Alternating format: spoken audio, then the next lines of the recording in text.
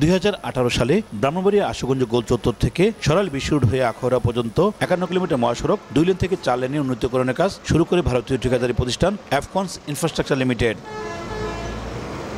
গত 8 বছরে প্রকল্পের একের আওতায় আশুগঞ্জ গোল চত্বর ও সরাইল বিশ্ব রোড পর্যন্ত মাত্র 12 কিলোমিটার সড়কের এক পাশ শেষ হয়েছে, কিন্তু অপর অংশের কাজ শেষ করতে পারেনি ঠিকাদারি প্রতিষ্ঠানটি। এতে সড়কটি বিভিন্ন স্থানে বড় বড় গর্ত আর খানাখন্দের সৃষ্টি হয়েছে। ঢাকা সিলেট মহাসড়কের ব্রাহ্মণবাড়িয়া অংশে প্রায় থমকে যাচ্ছে যানবাহনের চাকা।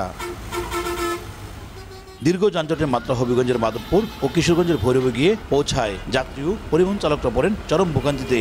এমন পরিস্থিতিতে সড়কটি ইটবালু দিয়ে সচল রাখার চেষ্টা করছেন প্রকল্প সংশ্লিষ্টরা। খানাখন্দে ভর্তি, পানিতে ভর্তি, একটা গাড়ি আড্ডে রাখছে তো বাকিগুলো যাইতে পারে না গাড়ি। প্রচুর পরিমাণ গর্ত, একটা মহাসড়কের কোনোভাবেই এরকম অবস্থা কাম্য নয়। শাহবাজপুর থেকে এই পর্যন্ত হাইটে হাইটে আসছি ভাই। 10 ঘন্টা 5 ঘন্টা কি পড়া সম্ভব?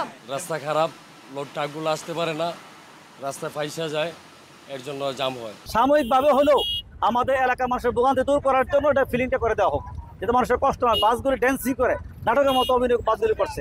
অসংখ্য মানুষের ফ্লাইট মিস হচ্ছে, সাধারণ যাত্রী হসপিটালে যেতে পারছে না, ঢাকা যেতে হলে প্রচণ্ড ভোগান্তির শিকার হচ্ছে। আমরা চেষ্টা করতেছি, কিন্তু শুধু পুলিশ একা পক্ষে সম্ভব না। জেলা প্রশাসন ও প্রকল্প সংশ্লিষ্টরা জানান, চলতি বছরের 30 জুন নির্মাণাধীন 4 লেন মহাসড়কটির প্রকল্পের মেয়াদ শেষ হয়েছে। নতুন করে চুক্তি নবায়ন করে সড়কটি মেরামতের চেষ্টা চলছে।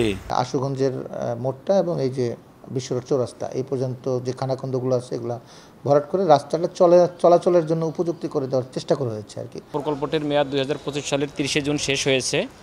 সো পরবর্তীতে আমরা মেয়াদ বৃদ্ধি করার জন্য আমরা প্রস্তাব পাঠিয়েছি। সেই অনুমোদন এখনও আমরা পাইনি এবং সেটি অনুমোদনের পর্যায়ে রয়েছে। হাইওয়ে পুলিশের তথ্য অনুযায়ী প্রতিদিন সড়কটি দিয়ে 4 বিভাগের 20টি জেলার অন্তত 22,000 যানবাহন চলাচল করে।